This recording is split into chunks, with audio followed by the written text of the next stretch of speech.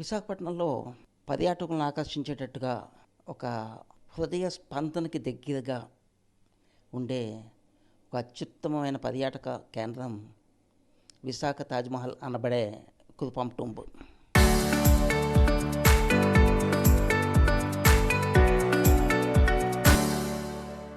గోడే జమీందారులు ఆఖరివాడైన నారాయణ గజపతి ఇద్దరు కూతుళ్లలో ఒక కూతురు వైరిచల్ల వాళ్ళ ఇంటి కోడలు వైరిచల్ల వీరభద్రరాజుకి ఇచ్చి పెళ్లి చేశారు.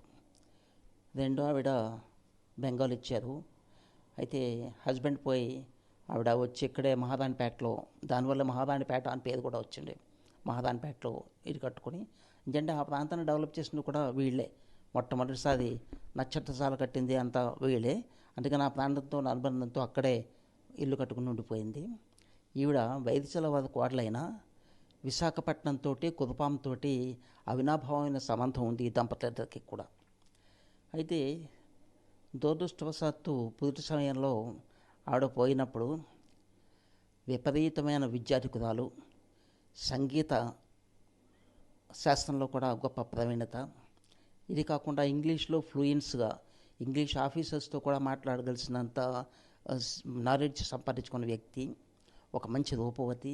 ఇలాంటి భార్య పోయేటప్పటికీ ఆయన ఒక రకంగా పిచ్చివాడైపోయినట్టుగా తయారై భార్య పేరుని ఎన్నెన్ని మంచి కార్యాలు చేయాలో అన్నెన్ని చేశాడు. అక్కడ కుదుపాంలో కానీ అక్కడ విద్యా కేంద్రాలు స్థాపించాడు, వైద్య కేంద్రాలు స్థాపించాడు. అలాగే విశాఖపట్నంలో కూడా ఆవిడ పేరుని ఎన్నో స్థాపిస్తూ ఆవిడ స్మృతి చిహ్నంగా కుదుపాం టూంబ్ ఇప్పటికి కూడా మన ఉడా పార్క్కి ఎదురకుండా ఉంది. దాన్ని ఆయన నిర్మించాడు.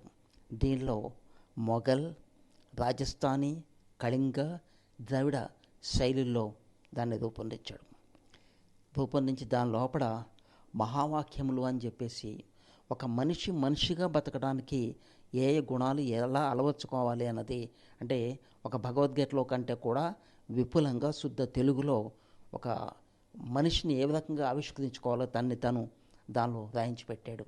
ఇది విశాఖపట్నం జమీందారీ చరిత్రలో ఒక అద్భుతమైన స్మృతి చిహ్నంగా. అందుకనే మోడర్న్ పీరియడ్లో దాన్ని షాజహాన్ ఆవిడకి ఏ రకంగా అయితే భార్య పేరుతో ముంతాజ్ మహల్ పేరుని కట్టాడో అదే పద్ధతిలో వైరిచల్ల వీరభద్రరాజు ఈ లక్ష్మీనరసయ్యమ్మ ఈవిడ మెమోరియల్గా 1903లో, అంటే రమారమి 125 సంవత్సరాలు అయిపోయినా సరే ఇప్పటికీ అక్కడ ఆ ఆత్మలు తిరుగుతున్నట్టుగా ఒక సెంటిమెంటల్గా ఒక జమీందారీ కుటుంబం చివరి రోజుల్లో ఏమి చేయగలదో సమాజానికి ఆ రకమైన సేవలు చేస్తూ ఒక కళా ప్రతీకగా కుదుపాం టూంబ్, అదే విశాఖపట్నం తాజ్మహల్ మిగిలింది అని చెప్పవచ్చు. చరిత్ర సృష్టించినోడు ఇప్పుడు ఆ చరిత్రని తిరగరాయబోతున్నాడు. అబద్ధాల గోడల్ని బద్దలు కొట్టి నిజాలను రాగా మీ ముందుంచబోతున్నాడు. నిజమైన వార్తల కోసం వెంటనే డౌన్లోడ్ చేసుకోండి రా యాప్ని.